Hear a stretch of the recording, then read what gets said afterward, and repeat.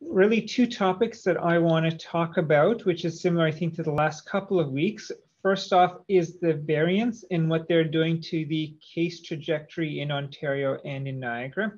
And then secondary to talk about the upcoming, big rollout of mass vaccinations and where we're at with that. Now, I want to just touch on this slide here, which I've shown previously, and this is by the Ontario Science Table. And this is really showing what we might expect with our cases in the next little while. They were arguing that this line here, which represents the non-variant cases, could potentially continue to go down. Meanwhile, bubbling underneath, we'd have the variant cases, which would be going up because they spread more easily, and the measures we have in place were enough to bring down our non-variant cases, but not enough to control our variant cases. And that would lead to basically the overall looking like this line, where things would keep going down for a while, it would look good, and then things would flatten out. It wouldn't look too bad, but at some point the variants would start to dominate amongst our underlying cases, and then we would start to see cases start to go up.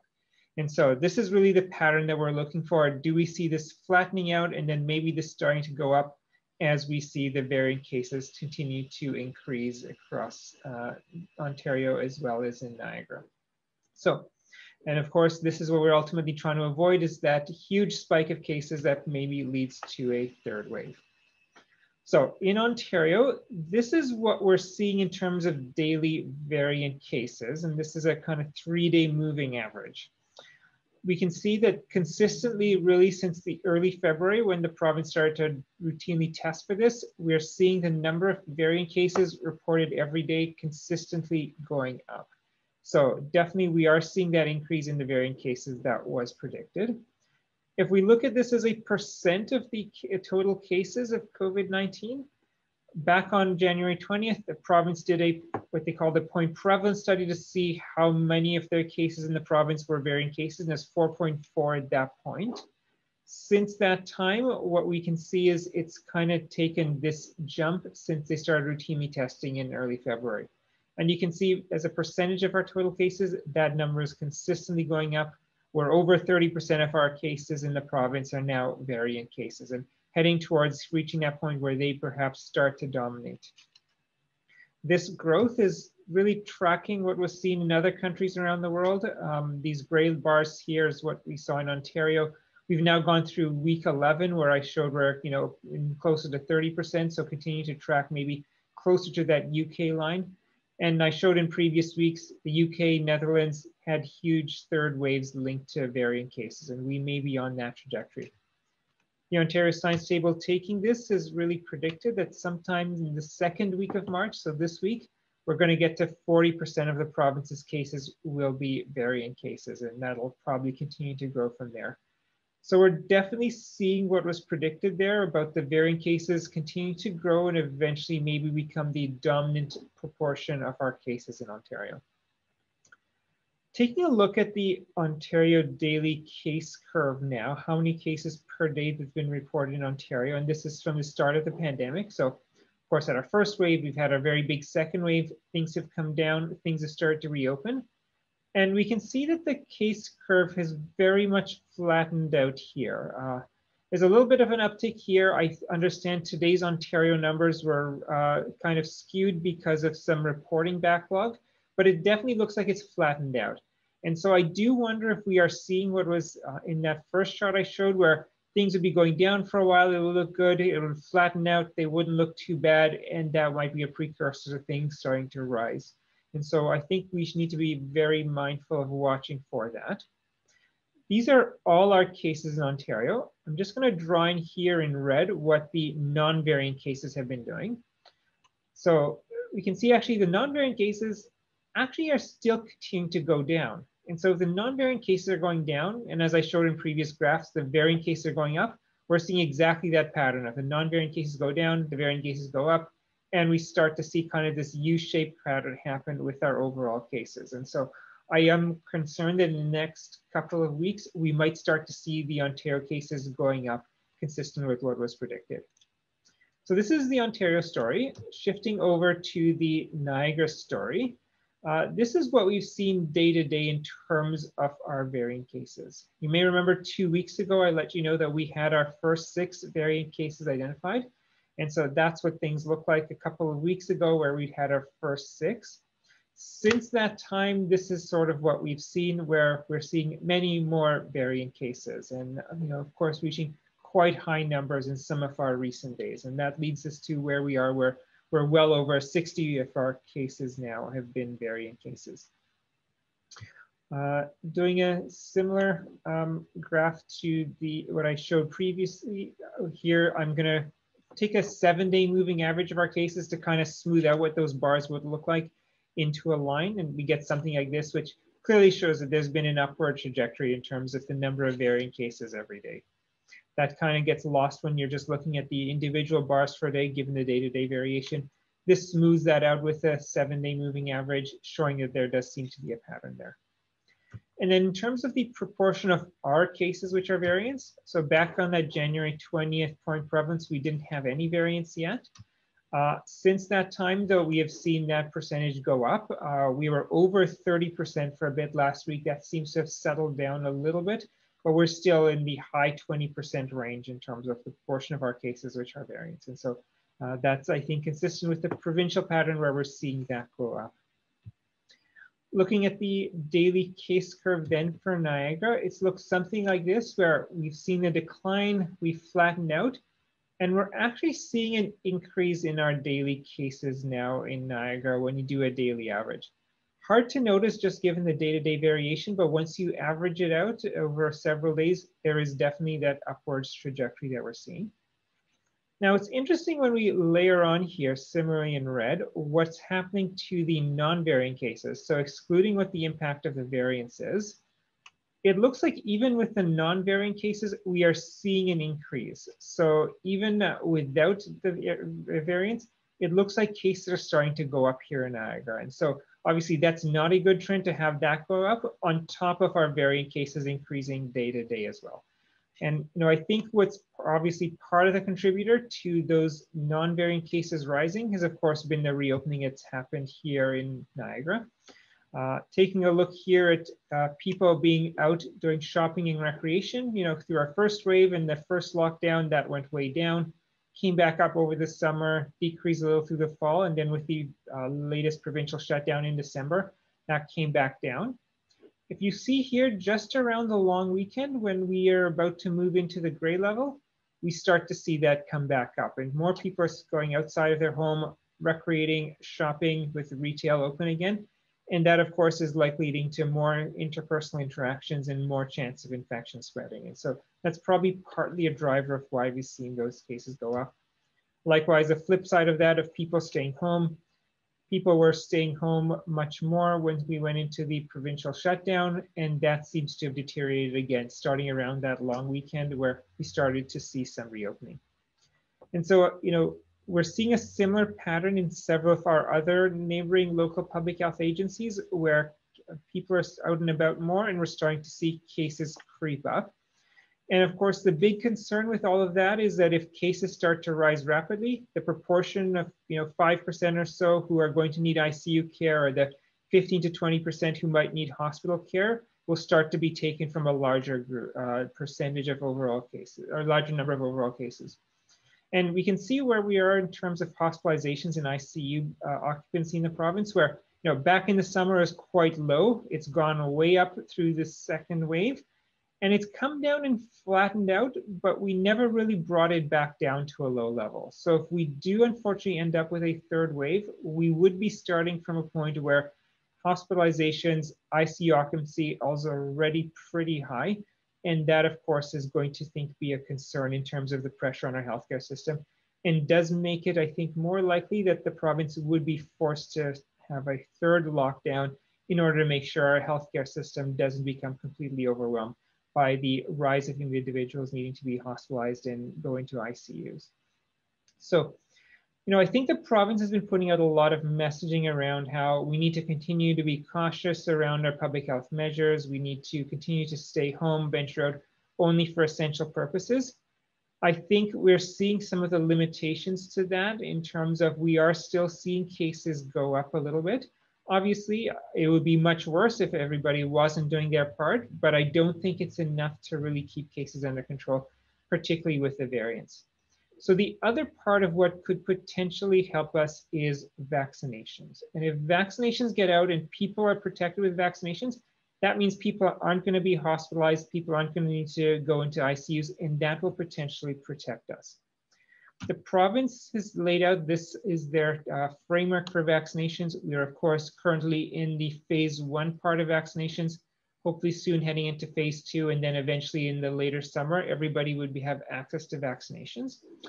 Right now, there's been a lot of effort to make sure congregate living and seniors, particularly long-term care home residents and retirement home residents, have been vaccinated. And we're working our way to hopefully soon starting to, in a large scale, be vaccinating the 80+ population. But I think even as we get vaccinations out into this group, it's not going to necessarily help us a lot with the hospitalizations and ICU occupancy. If we take a look at who gets admitted to ICU beds, now there's a small percentage here, which is the red bar, which is long-term care home residents. This black part is that 80+ group, who's going to be the next group who gets in line for vaccinations. But the majority of our hospitalizations and ICU admissions is actually the 60 to 79 age group. And then there's a big chunk who are in their 40s and 50s as well, who tend to get hospitalized. And so we're not going to actually be getting around to vaccinating them for a little while longer. So, I think we're in a race to get vaccines into arms, but it's a bit of ways before we're going to vaccinate the group who is going to be hospitalized. And so I don't know if vaccination is going to be enough to get us to the point where we can avoid seeing a surge of hospitalizations, a surge of ICU occupancy, if there is a third wave, such that we can actually avoid that third wave through vaccination alone. The good news is that when we look at deaths, it is much more dominated by the long-term care home residents and 80+-year-olds as well. And so we hopefully will have those groups vaccinated before that third wave hits. And so I think that will at least mean that when we go through that third wave, we won't see the really terrible number of people passing away the way we did see back in January and early February. But I don't think we can completely avoid that third wave the way things are headed. Just putting up this modeling done by the Ontario Science Table on what's going to happen with cases, and they have a few scenarios here, but you're looking here in late March, whether it's this scenario or this scenario, you're starting to see overall cases in Ontario go up, which will mean a fraction of those cases start to become hospitalized, start to need ICU care. And I don't think we're going to be able to deliver vaccines fast enough that we can get it to this group. And we need to find a way to either speed up our vaccinations or delay these increases later on so that we have enough time to get vaccines into arms and be able to protect people. Now, I think there's a couple of things that are going to help us at least speed up vaccinations. First off is, of course, we have new vaccines that have been approved. In the last couple of weeks, we have the AstraZeneca vaccine as well as the Johnson & Johnson vaccine now approved. So that does give us more vaccines. As well, we're hearing that shipments of vaccines are really going to start to increase by the end of the month. So that will help us speed up a little bit. That's still end of March. And as I just showed in that modeling by the Ontario Science Table, we're already going to be seeing the increases in cases by then. So I don't think those vaccines are going to be coming fast enough. The other part that's going to help us is that we are stretching out second doses of vaccines later than they previously were. So instead of giving that second dose 3 to 4 weeks later, it'll now be 4 months later, which means that 3 weeks from now, people who would be getting their second dose won't get it, and those doses could actually go into new people to give them their first dose of protection. And so that will mean we'll hopefully be able to get through people getting their protection from vaccine twice as quickly. Again, I'm worried it's not going to be fast enough, but it does at least speed up our pace of getting vaccines out twice as fast. The provinces, as I mentioned, signaled that vaccine shipments are going to increase in the latter part of March, and linked to that, we're going to see an expansion of mass immunization clinics by public health. The province here is saying that 26 out of 34 public health units will be launching mass vaccination clinics in the latter part of March. And we, of course, in Niagara will be one of those groups. The sites are, of course, announced last week, and we're planning by the week of March 22nd that these mass vaccination clinics will be up and running and people will be able to get into them. Obviously, the province's registration system launches a week from today, which will, of course, give people the opportunity to start to book into those clinics. The one other thing that I think is of notable locally is that the province has identified several hotspots around the region where they may send additional vaccines. You probably all remember back in December and early January, Niagara was not seen as a hotspot. And so we were delayed getting our vaccine compared to many other parts of the province, particularly around the GTA. It looks like this time the province has actually put Niagara as one of the 13 hotspot regions, which will perhaps get a little bit extra vaccine. And part of this will, of course, be that in phase 2 of vaccination, we can actually start to prioritize some of those groups to get vaccinated early. And if we look at where we are in terms of vaccinating the different groups in phase 1, phase 2, and phase 3, this is where things stand, where, in Niagara, we've really worked through the first couple of groups within that first phase of vaccination. And we're really now into this last group in terms of the first phase of vaccination. And we've done, Niagara Health is beginning some limited vaccination of the 80+ population. And in a couple of weeks, we'll have our mass vaccination clinics to make sure we work through that group quite quickly. This week, we're offering a couple of clinics for our Indigenous population. The Niagara Health is continuing to work on vaccinating the healthcare workers, and we are currently out in retirement homes in senior-specific congregate care settings to make sure that they're vaccinating. As I mentioned, is a hotspot region. We'll have some opportunity to maybe bring up some of the groups in phase 2 for earlier vaccination. And the area we're really looking at is actually some other high-risk congregate settings, particularly some of our shelters and homeless shelters where we have seen small outbreaks in the past. We see that as an opportunity to stop infections. As well, we've had a fair number of outbreaks in agricultural settings in Niagara, including amongst migrant farm workers. And we actually have a few outbreaks right now, given ramping up of work in greenhouses for the upcoming growing season. And so we see this as a priority where we are actually starting some work to deliver some vaccinations to this group, because we see this as an area where we will have outbreaks and you want to make sure we protect that. The final comment I just want to make on this graph is, I think there's been some chatter about how Niagara is behind other regions in terms of vaccination. And I think this makes clear that Niagara isn't really very much behind other regions. We've worked through much of the phase 1 population. We're onto that last part. I think there's been some attention to other regions offering clinics for the 80+ adult group. And as I've seen, almost all regions are doing that really on a small scale, really waiting for the bigger shipments of vaccine later in March so that they have the capacity to do that on a larger scale. And we're absolutely doing the same thing. Unlike some regions, we don't have an open portal for registering if you're an 80+ person. Instead, what we're doing is Niagara Health is going through who has been recently hospitalized in the 80+ group and targeting them with invitations for vaccination. And that way we avoid some of the bad stories we saw in other parts of the province where registration systems at the local level really couldn't handle the volume. As well, we're able to make sure that the 80+ group is probably most vulnerable. Those who've already recently been hospitalized are the ones who get vaccinated.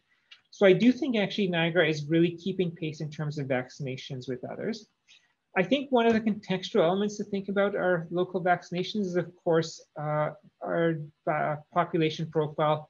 We have a larger elderly population, and we, of course, have more long-term care homes, retirement homes, in other congregate settings. And just to give you an illustration of this, looking at long-term care homes, this is Niagara with our 32 long-term care homes, and we can see what it's like in other parts of the province. Peel region with almost 3 times our population, York region with double our population, don't actually have as many long-term care homes as us. If you look as a proportion of the province's long-term care homes, this is how it breaks down. Comparing that with the proportion of the province's population we have, we can see how much disproportionate our number of long-term care homes is to the province's population, in a way where places like a Peel region or a York region are actually the other way around, where they have disproportionately few long-term care homes compared to the proportion of the population they have. Taking a ratio of these numbers just to kind of illustrate how off that is, you can see here Niagara, Hamilton, and Wellington, Dufferin, Guelph each have a disproportionate number of long-term care homes. And we are, of course, by far the ones who are skewed most to being disproportionate. And so that has meant that actually a lot more of Niagara's vaccination focus has been actually sending teams out to long-term care homes and then retirement homes and then senior-specific congregate settings to do vaccinations. And so we've not maybe had as many large clinics for the general 80-year-old plus population than maybe a region like Wellington, Dufferin, Guelph was able to do, where their population was distributed a bit different. When we look at actually per capita vaccinations done in Niagara, and this is really looking data through the end of last week, this is where the province stood in terms of per capita vaccinations that had been delivered. If we're looking at Niagara, we're actually a little bit above the provincial average in terms of delivering our vaccinations. And then if we could compare to a range of our peers here where we could get data on how many vaccinations have been delivered, we actually see Niagara's doing pretty well, ahead of actually many of our peers.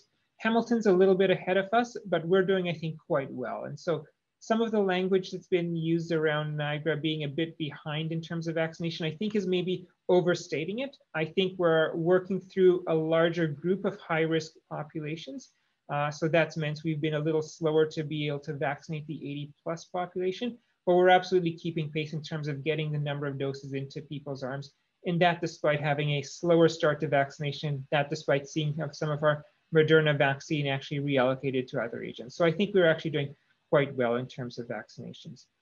The big story though to me around vaccinations, I think goes back to the threat of variants and whether we'll be able to get enough vaccine and be able to deliver it fast enough that we can get ahead of this curve. And I really think we need to be doing efforts to try and push this increase as far out as possible by everybody practicing that behavior of staying home, venturing out only for essential purposes, really only for another couple months so we can push this increase of cases out so that we can meanwhile get more vaccines to arms. And that point, by the time you get to summer, those vaccines will make sure that we don't see this kind of increase and we can be past the risk of any sort of third wave. So with that, I'll turn it over for questions. All right, thank you, Dr. Hergy. So our list today of media and attendance is quite long. So we'll definitely make it through our first round of questions. Not sure if we'll have time for a second round. So we're gonna go to Don Mitchell first. And I will invite you to unmute. 1 second here. You should be able to unmute now, Don. Hello. Hi, we can hear you. Oh, okay. I don't have any questions at this time. Okay, excellent. Well, I will mute you and we are moving on to Bonnie. You're up next. Thanks, Meredith. Hi, Dr. Hergy. My question is, I'm not sure if you're aware of the CDC direction that was given today about if people are fully vaccinated, it's safe to gather in small groups without masks indoors. Is that something that you would agree with? Yeah, I really want to defer to our Canadian expert bodies to put up a recommendation. I don't think it would be helpful for me to venture out and say something that might be in conflict with what the province or the federal government says. So I really do think it's important that we all are in lockstep around that. I do expect that we perhaps will see some sort of loosening around some of those restrictions to come. Part of why we want to make sure those restrictions remain, though, is, of course, right after someone gets vaccinated, they don't actually have immunity for a couple of weeks at least. So we don't want people rushing off, getting their needle and going off and really, letting down their guard too quickly. The other part is that I think the way we ensure that everybody in society is going to be continuing to practice safety measures is by really seeing that everybody around them is doing it as well, and we maintain that social norm. And I think we do need to be conscious that if we do end up with sort of two classes of citizens where some people are vaccinated, so they're not actually taking any precautions while other people still feel they have to, that's going to erode the motivation of those people who still have to. And so we might start to see that actually everything starts to break down at that point. So, I'll wait to really see the guidance from the province and especially the federal government around that, and we will really align, I think, around that. But I do think we want to be cautious about lifting those measures and those restrictions too quickly. And follow up, Bonnie? Just wondering about on the 15th of March when the provincial registry opens, describe to people how that will work. Is this only for people to register if they're over 85 now, or is this for all residents? Yeah, the registration system will only be for those over 80 years of age. You will need to have your health card, and that health card number is going to link to your age to determine your eligibility to go through a vaccination. Really, once you enter that and you have your health card in there, it gives you an option to enter your postal code. It pops up then what are the list of clinics nearest to you for which you can register. You pick the location you want, you pick the time and date you want, and you're good to go. Thanks, Bonnie. And over to Ludwig next. You should be able to unmute now. Can you hear me? Yep. Great, thanks Meredith. Hello, Dr. Hergy, hello everyone.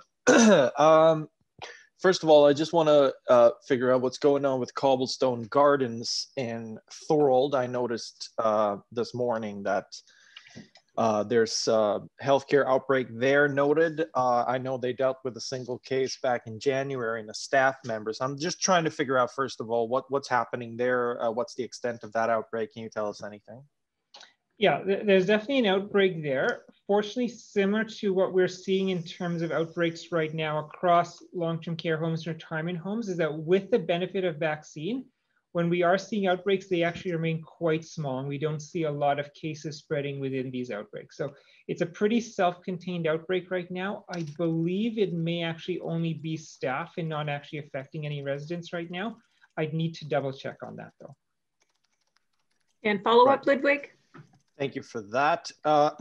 Yes, on the topic of variants and ICU occupancy and, you know, overall what we know about how the landscape will be changed due to these variants, the epidemiological landscape. I mean, we have a more fast spreading version of the virus. There's, from what I understand, a handful of mutations now and it appears to be an international discussion about the efficacy or efficiency of the vaccine against primarily the South African. I heard AstraZeneca, from what I understand, banned or directed to not use that down there. So what, you know, you are seeing an increasing curve that's looking pretty concerning in terms of ICU occupancy and just the overall spread of the virus. So my question, I guess, it's a bit rambling, but my question is what will this, what's a worst case scenario? What are we looking at here? I think the worst case scenario is that the predictions come true. We start to see a second wave in the latter part of this month. That starts to lead to more people being hospitalized, getting into ICU, and the province is forced to call a third lockdown, which I think would be quite, you know, damaging to our economy at this point. I think that's really the worst case scenario. In terms of vaccine, we're fortunate that South Africa does seem to find that the Pfizer vaccine is effective against the variant that is originated there, and that's actually been the main vaccine we've been using here. So that's definitely good news. As well, what we're seeing is that the variant that's overwhelmingly in Ontario, we're talking 95%, 100% of the ones identified in Niagara, is the B117 variant, the UK origin variant. And actually all of the vaccines seem to be effective against it. Pfizer, Moderna, AstraZeneca, Johnson & Johnson, all are effective. In the UK, they're using the AstraZeneca quite widely. And of course, that's their dominant variant there. So I do think the good news is that we have a vaccine that can deal with it. The bad news is that that spike of cases is seeming to likely occur before we have enough time to get the vaccine out in times. And we need to find a way to push back that spike in that third wave so we can get vaccines out, and then that'll actually mean that we don't have to worry about that third wave and we can start to recalibrate some of the restrictions in society. Thanks, Ludwig. Up next is Stephen Parr from Cogeco. You should be able to unmute now. I have no question at this time. All right, who is up next then? We have Richard Harley. Hi guys, I showed up late, so I missed a lot, so I don't really have any questions at this time either. All right, who's up next? Gord, over to you. Just let me find you on the list here. Here we go, you should be able to unmute. Okay, you can hear me now? Yep. Okay, hi Dr. Hergy. In regards to Quaker Road School, they've got, I think it's 11 active cases now, and from their website, it looks like they've closed, I think, 9 classrooms in the school. Do you have any thoughts on that or extra concerns about whether they can continue to operate safely there? Yeah, you know, I think if public health believed that a school could not operate safely, we would not allow them to continue operating. Similar to, you know, any kind of business out in society, if we think they're unsafe to the public, we're not going to allow them to operate. We have decided that really looking at what's happening in Quaker School, it does seem there's really just a couple of clusters of infection where we do see the patterns of spread and we can identify who's at greatest risk of becoming sick. And so we don't actually need to shut down the school. And I think that's certainly good news because we don't want to deprive children of the chance of having in-person education if there's no need to do so. We have, as you say, isolated many children as well as many staff people because they are high-risk contacts. They are at risk of becoming ill. And so we're being aggressive on isolating the people who are at greatest risk of becoming ill to make sure we stop infection spreading, but we're not going too far to start to isolate people who are at low risk and trying to allow the school to continue operating meanwhile. And a follow-up, Gord? Yeah, also unrelated to that, I suppose. My math is a little shaky, I guess, but it looks like our active caseload has grown by about 50% in the past week. You talked about a possible lockdown again at the end of the month, but what do you think the chances are that we could be put back into gray even sooner based on those numbers? It's hard to really know. I'm seeing some other regions in the province where, I look at Hamilton particularly where their numbers went up a bit. There doesn't seem to be a big appetite for the province to move very quickly to put regions back into a lockdown state. So I'm not really expecting that to occur too quickly. If you look here, you can see there's definitely been the increase in daily cases in Niagara. And so consistent with that, you're of course going to see more active cases because we're now adding cases to our total more quickly. And so there's going to be more active cases. I look at somewhere like Simcoe, Muskoka, where the province did apply the emergency brake. They put them into gray for 1 week and then moved them right back into red. So, I definitely don't see the appetite by the province to really bring regions back under a lockdown very quickly or for very long. And so for that reason, I don't know if we're really going to see provincial level restrictions that are going to help limit the case counts until maybe things start to look much worse at a provincial level. Okay, thanks, Gord. And Penny is up next. So you should be able to unmute now. Yes, thank you, Meredith and Dr. Hergy. I apologize in advance if you've answered this question and I've missed it. You spoke quite a bit about the increase in vaccinations and the speeded up timetable. I wonder, I know that you've got your leases set with the various facilities needed for vaccinations. I wonder about staff, if speeding this up will put more of a stress on staff, and if in fact you have enough staff to look after the vaccinations and get them done as quickly as the province is telling us we should be able to get them done. Yeah, staffing I think is definitely a pressure. And I think one of the disadvantages of us seeing growing cases in Ontario as well as here in Niagara right now is that there's more pressure on public health staff to be managing cases, doing contact tracing, stopping outbreaks. There's more pressure on our hospitals and our primary care to be treating people who might be sick with COVID-19.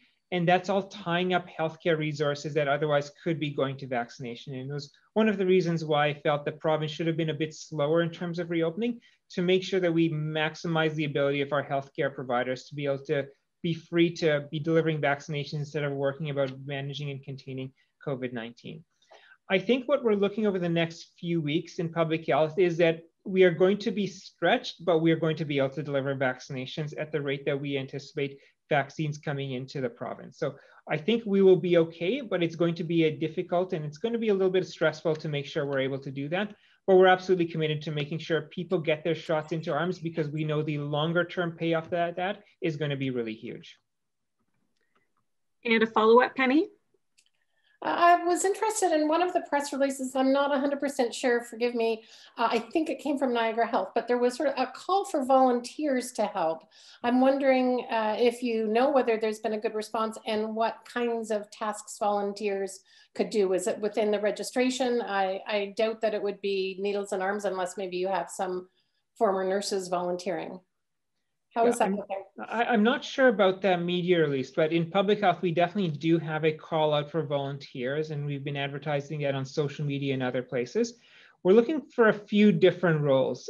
We need people to help us at the early part of any day to do some setup of our clinics As people get vaccinated, there's a 15 to 30-minute period where they need to wait after the injection to make sure they don't have an immediate severe reaction. So we're looking for some people who can help actually be monitoring those areas, seeing if anybody looks unwell, and call over one of our nurses or one of our trained professionals to give some attendance to them. We need people to be helping out with some of the registration tasks that occur. As well, what we saw last week, as you may have seen headlines about York Region started offering clinics, and they had long lineups of some elderly people waiting outside in the cold. We also want to have some volunteers who are able to monitor parking lots to make sure they're seeing what's happening, to make sure that we don't see some of those kinds of activities. There is a page on our website if anybody's interested in volunteering to help out with our vaccination clinics where they can sign up. So please do encourage anybody you know or anybody who reads your paper that they can sign up through our website. Thanks, Penny. And then finally, we have Paul Forsythe, and you should be able to unmute now. Well, thanks, Meredith. Can you hear me? Yep. Hi, Dr. Hergy and all. You mentioned that we're in a race against time with the variants coming fast and furiously. Do you think that the pharmacies could play a big role in terms of getting shots in arms more quickly? And do you have a sense yet on their willingness to take part in that? I think the more people we get involved in the vaccination game, the better. That means that we're not going to be limited by providers delivering vaccine. The only limitation might be the volume of vaccine that's coming. As I understand, the province is actually rolling out a pilot of 3 sites where they're going to have pharmacies delivering vaccines. I believe it's Toronto, Windsor, and Kingston that are going to have pharmacies delivering vaccines. And my hope is that after they do that pilot for a week, they'll hopefully start to expand it to other pharmacies around the region. From what I'm hearing, pharmacies in Niagara are very keen to get involved in delivering vaccinations. They want to play a part in this role. And so I think as soon as we have enough vaccine to get to them, I'm sure the province will start distributing. One of the limitations to them being more involved, and I think it's similar to primary care, is just given Pfizer and Moderna, which have been the cornerstone of vaccination so far, really need special freezers. But with AstraZeneca announced, that's actually what's going to those 3 pharmacy sites. And it looks like that'll continue to go to other pharmacies and perhaps primary care. And with the Janssen vaccine, the Johnson & Johnson subsidiary, that'll hopefully be another vaccine that can go to them and get them more involved with delivering vaccinations. And a follow-up, Paul? Sure. The Justin Trudeau, I think he's used that target of September all along, getting vaccines in arms on people who want that. Now that we have 4 vaccines and the supplies are ramping up, the deliveries, is it your hope that we could get basically our population in Niagara inoculated well before September? It's possible. I haven't seen the detailed supply projections to know whether or not that's actually going to be possible. But one thing we do know is with the province pushing off, and actually really most of the country is going to do this, pushing off that second dose for 4 months, we could actually by midsummer, the province saying by the end of June, actually have anybody who wants a dose of vaccine to actually have that first dose of vaccine. And what we're seeing is that first dose of vaccine gives very good protection. With Pfizer and Moderna, it's on the order of 90% protection against getting sick. So I think we could actually be in a stage where by midsummer, most people who, really anybody who wants vaccine, will have had the chance to at least get a significant amount of protection. And we'll really be spending that latter part of the summer and into fall, just getting people to topped up with that second dose.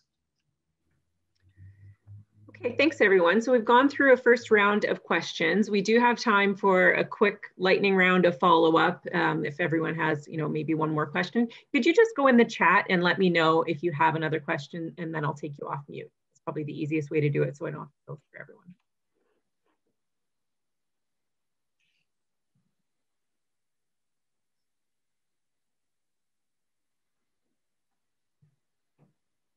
Okay, I see Ludwig, so I will take you off mute. Give me 1 sec here.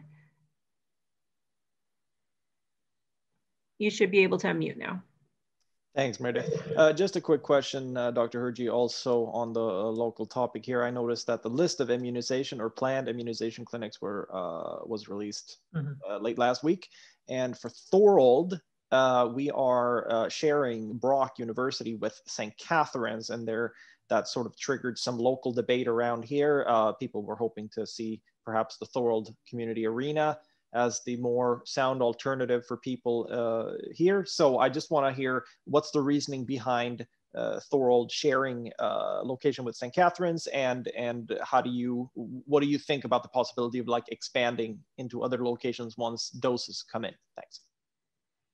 Yeah, so thanks, Ludwig. You know, picking the sites for vaccination was actually quite an involved process. We had a matrix where we're taking account multiple different factors, and some of the factors that we had to take into account is, you know, we need sufficient space given we need to have physical distancing in place to deliver vaccines. We want to have a large enough parking lot and with sufficient reserved parking so people can get in. We wanted to make sure places are accessible. We're of course starting with 80-year-olds as our first group to be vaccinated. So we need to make sure wherever we're vaccinating is going to be accessible. There's lots of details around managing the temperature of these vaccines. And so we need to have a space that had the right kind of temperature control so we'd be able to do that. And we're of course trying to deliver a large volume of vaccines quickly. And so we wanted a space that's big enough, not just for that physical distancing I talked about, but also so that we could have enough people delivering vaccines that we could deliver it at the volume that we need to. And the way it worked out that in terms of looking at sites for vaccinations, unfortunately, one that was in Thorold proper didn't work out, but Brock University, which is of course right across the street from Thorold, did. And so that's why we ended up going with that site. Certainly things could change in the coming months as we work through vaccinations. Wouldn't anticipate it's likely to change. We do have 11 sites, and it's a lot of work to, of course, be rotating and running through those 11 sites. So I don't think there's going to be a huge likelihood that another site might be added in Thorold. But if we're seeing issues with uptake from residents of Thorold or the like, it's certainly something that we would revisit. Okay, Gord, I see you have a few questions. If you could just ask one and then send up any follow-up questions by email, and we'll take care of that for you. So I will take you off mute 1 second here. Should be good now, Gord. Okay. Thanks. Dr. Hergy, just your thoughts on the reproduction rate for the coronavirus.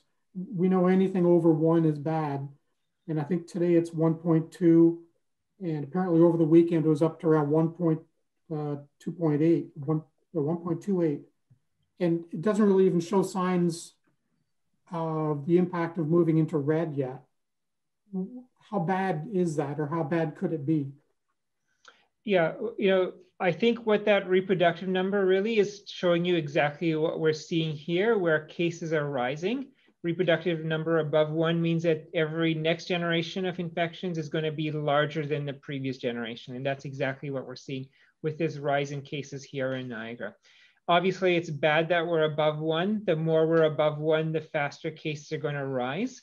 And with the variants, what we see is that the reproductive number for them is probably about 50% higher than it is for our general cases. So if we're looking at 1.1, 1.2 for our non-variant cases, that's probably closer to 1.5, 1.6 for our variant cases, which are of course going to over time start to dominate that reproductive number. So the Ontario Science Table recommended we'd want to keep the reproductive number below 0.7, which would then keep the reproductive number for variants at around 1, so they wouldn't start to grow. Obviously, we're seeing that's not the case. We're seeing cases rise, and that's very concerning about my worry that we could see a third wave of infection sometime in the next couple of months. Okay, we have time for one more question. Bonnie, it looks like you have another question. You should be able to unmute now. Thank you. Thanks. Dr. Hirji, now that we have some or the majority of long-term care home residents receiving their second vaccination, are you looking at loosening any of the protocols, the safety protocols at the homes? Yeah, so the safety protocols in long-term care homes weren't actually set by us locally in public health. They were largely actually provincial protocols that were put in place. So it's really going to depend on the province taking those actions. We are mindful that when we do see infections in long-term care homes, we're not really seeing infections really spreading within the home. So that has actually adjusted our management of outbreaks to be a little less aggressive, recognizing that we can perhaps not be quite so disruptive to the residents of a long-term care home because there is vaccine preventing them. But in terms of the larger protocols, that's really going to depend on the province. Okay, great. Thank you, everyone, for joining us today. As I said, if you have any other questions that you'd like answered, please send them to Courtney, Carrie, or me, and we'll do our best to get them answered as soon as possible by Dr. Hergy. And we will see you all next week. Thank you.